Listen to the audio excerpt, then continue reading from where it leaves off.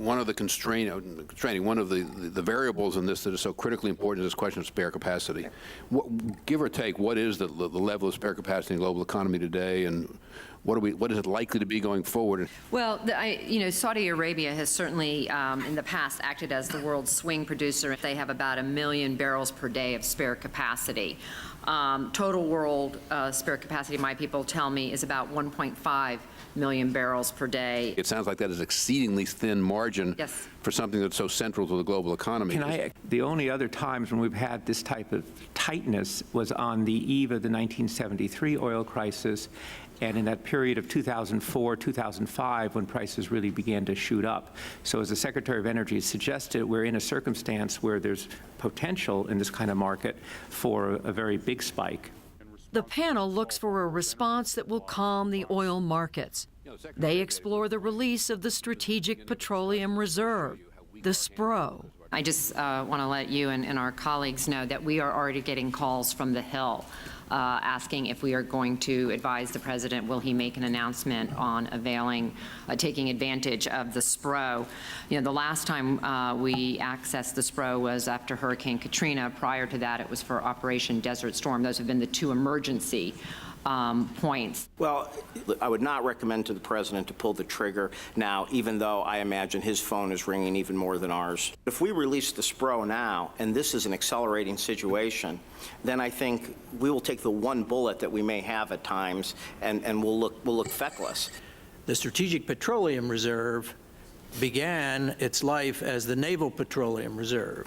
It takes 14 tons of petroleum to get 1 ton of military payload into the Middle East area.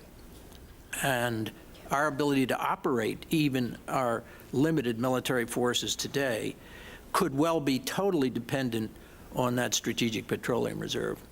Unable to determine who is responsible for the attack or to prevent another attack from occurring, and hesitant to draw down the Strategic Petroleum Reserve, the panel turns to conservation measures. But as they quickly discover, these too can be problematic.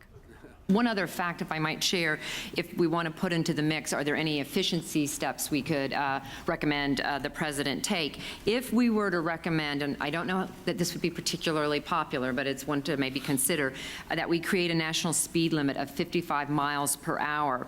The savings of that are on an annual basis between 48 and 97 million barrels per year. It's not insignificant, but it will, having been down this path of interfering with the state's rights to set speed limits, this will be with some amount of controversy. If we're moving to these kinds of conservation members, God help us, because politically we're not going to have any support for that on the Hill. With all due respect, and I understand the political perspective, but we're not going to know probabilistically whether this is a spike or a longer term and more sustained development. Let's just be honest. A lot of the options involve higher prices for carbon. And if the president in any way is seen talking about higher prices at this particular moment, it will be misunderstood, and I think I'm afraid it'll be easy political fodder for his opponents. But Mr. Secretary, isn't that the problem we always get into? We all recognize the enormous vulnerability and the risks, even though we have balanced views as to the short term, and yet every time we come up against this, people with great wisdom like you have, and Mr. McCurry, say that if we raise these politically difficult issues, we don't have a political predicate, and we're going to antagonize members of Congress and others. So how do we turn the corner on this so we can engage in a serious way? Let me be clear. I do think we should use this moment to raise these issues. Secretary, if I may, we've been fighting now for 8 years. It is about time we ask the country for some sacrifice. I kind of identify with the chairman's comment. Let me. If we're going to ask for sacrifice, we're going to have to. I'm going to go up to the Oval. We're going to have to push this press conference back because we only got about 30 minutes and we don't even have a clue what we're going to tell the president to say yet. I think we got to sharpen that up. But if we're going to start laying the premise that we need some long-term sacrifice by the American people, as the Secretary just said, we've got to start building that case from the moment he walks out in the Rose Garden today, because it's not there now. Well, you raised a very interesting question, Mr. McCurry. We all recognize the problem of spare capacity. We all recognize the that the difficult geopolitical environment in which so much oil is produced, substantially, that certainly gives you the predicate. Now, we may not have the political predicate. I'm inclined to agree with the chairman. It seems to me that one of the things, if the president's going to talk about a long-term energy strategy, he's also got to talk about sacrifice. You're going to have higher prices for carbon, however you do it, cap and trade, carbon tax, whatever it may be. How would you suggest that he frame this? Or how do you turn what we all recognize as an imperative into a political predicate? We really have to begin, alerting the American people that a big conversation is coming our way on energy. There are some changes that we're going to have to make in our quality of life here. That's very hard to do. Eat your peas messages aren't going to get very far with the American people. And that's where the direction we're headed, that we're going to have a sustained long-term effort to build that case. And it's not going to be just one press conference or one speech. We're going to have to go out and do this day in and day out. That's going to jeopardize a lot of the other things that the president has been trying to get done on the Hill here in the first term. And it's going to have significant consequences on where we stand politically going into next year to the midterm. The price of oil reaches new highs. On Wall Street, a hedge fund collapses. The first session ends with 1 million barrels of oil off of the market, with the price at new highs, with no short-term solutions. The cabinet has been struggling to free itself and the nation from a complex energy trap with little success. 2 months later, the panel returns to the Situation Room.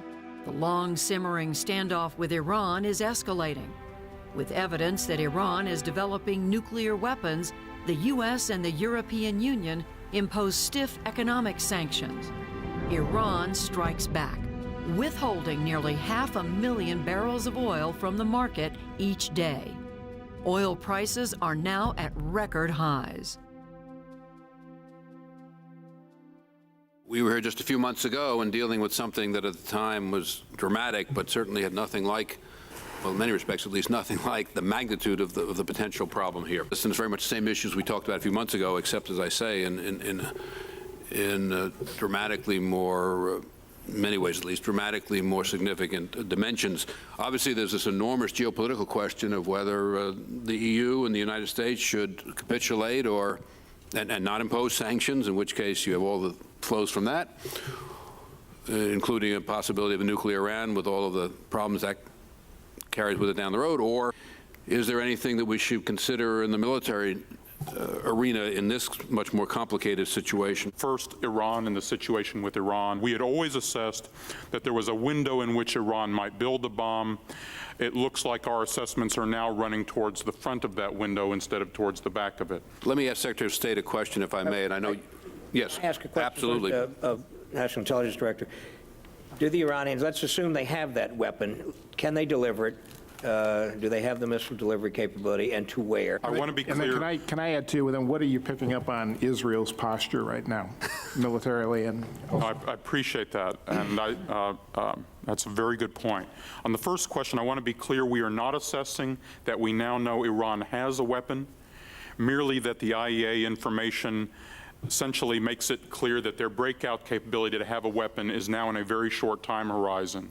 In response to your question, the Israeli cabinet has begun going into immediate emergency sessions ever since they got the news about the IEA discoveries. And there is a significant possibility that the Israeli government is considering some kind of military action against Iran. Mr. Secretary, just in the broadest sense, if you think of this as, on the one hand, we have this enormously important issue the president's going to have to address, what do we do about Iran? So, and the consequences that could flow from nuclear weapons in Iran. And on the other hand, if we do impose sanctions along with the EU, what does that mean to our economy? And doesn't it come down to our enormous vulnerability because of our dependence on oil? And when you sort of weigh and balance all of that, how do you start to think about this? The panel is faced with a vexing dilemma. Our dependence on oil is so extreme that when it is used as an economic weapon, we have very little power to defend ourselves. The discussion turns to a possible diplomatic solution, but diplomacy in the context of military power. Yeah, could we talk a little realism here, though, on the military front? First of all, the solution here has got to be diplomatic, but we have to have the clear understanding that diplomatic power is the shadow cast by military power. And we have got to deploy our military power immediately if we are going to deter and give power to our diplomacy. I mean, there's a whole range of options that we need some clarity on. Do you want us to take out their nuclear facilities? Obviously, the implications of a nuclear-armed Iran at this particular time are pretty serious for the balance of power in the region. They create a new geopolitical environment for us. These questions, nuclear-powered Iran, how we protect our friends and allies in the region, the degree to which we're willing to seize assets of Iranian production, et cetera. I need to understand them so we can come up with some viable courses of action. Are you suggesting in the context of what's now occurred that these very dramatic kinds of issues be raised in today's press briefing so that this really does become, in some sense, a relatively historic moment? I think the sooner, the better. The sooner it will have the deterring effect rather than having to be done to really fight. We also have to immediately mobilize the reserves and the National Guard. That has to be done right away. And as unpleasant as this is going to be, as you know, we have the Selective Service still registering 18-year-olds, observed more in the breach than the observance, and of course exempting women, which of course will have to change. But the Selective Service is going to have to be mobilized here. With all due respect, as the mother of a young woman, the idea that we're going to, in this administration, call for women to be registering for the draft and signaling towards the draft. I mean, I think I probably speak for mothers all across America. This is not something we probably want to do lightly. Look, let's build on something that we did back in May. We went, remember, we recommended to the president that we build the predicate, and we went out and we did a lot of positive things. We've reduced our demand considerably. Secretary, correct? I mean, with all the telecommuting programs that we did and voluntary 55 enforcement and the president going out and calling on people to slow down, that worked to a degree. But if we're going to go in the direction of calling for a draft, that's a much, I mean, if the crisis warrants it, we're going to have to spell out very carefully and very clearly how we move down that path and begin to build a case for it. There is, I gather, a new development that's on GNN right now. Maybe we can pick that up. The crisis escalates. Venezuela joins Iran, taking even more oil off the market. Now there is a widening geopolitical crisis. Again, the discussion turns to short-term supply issues. Can we at least stabilize the situation? Well, okay, this now raises a whole new set of geopolitical issues, but it seems to me it brings front and center this question of, for the short term, for right now, Madam Secretary, take all together the things that you can do on the supply side and on the conservation side. Is it possible to put together enough effect to offset the 700,000 barrels a day, given that you have 700 million barrels in the SPRO, and then you have the additional access to the IEA and so forth, so that we can buy ourselves some time? We can buy ourselves some time. I mean, obviously, the new production is a longer term, but in terms of some of the efficiency things, we may end up in a situation where rationing. And look, if things continue this way, we're simply not going to have enough. Forget about the price. We're going to have a significant supply issue. Time for what? We don't have time. We're racing another clock. It's not just a matter of our domestic economy. It's a nuclear issue. So buying time might seem good on one front. It's not good on the other. There's only one reserve that can affect this crisis, and that's the Saudi reserve. I was under the impression that the spare capacity in Saudi Arabia now is de minimis, but that may not be correct. That's our impression. Yeah, that is our impression. It is, that, and the quality of oil that's available is not necessarily what the world market wants. So there's even less elbow room when we thought there wasn't very much elbow room at all. You mean in a year and a half, Saudi production has gone to its max? Surely that can't be.